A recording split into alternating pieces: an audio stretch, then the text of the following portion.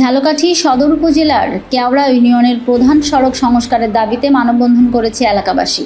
বুধবার দুপুরে উপজেলার সারেঙ্গল এলাকায় ঘণ্টাব্যাপী মানববন্ধন অনুষ্ঠিত হয়। মানববন্ধনে ইউনিয়নের বিভিন্ন শ্রেণী পেশার মানুষ অংশ নেন।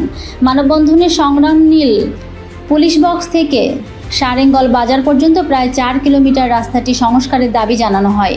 স্থানীয়দের অভিযোগ, দীর্ঘ 1 যুগ আগে রাস্তাটির নির্মাণ করা হয়েছিল। এরপর থেকে আজ অবধি রাস্তাটি কোনো সংস্কার হয়নি। বর্তমানে রাস্তাটি খানাখন্দে ভরা। কেওড়া ইউনিয়নের কয়েক হাজার মানুষ ভোগান্তিতে পোহাচ্ছে এই রাস্তা ভাঙার জন্য। এছাড়াও সড়কটিতে রয়েছে বেশ কয়েকটি পুরনো ও ঝুঁকিপূর্ণ কালভার্ট।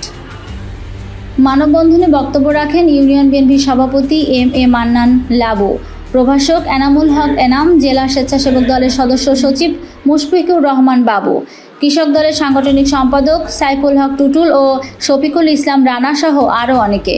বক্তারা রাস্তাটি দ্রুত সংস্কারের দাবি জানান।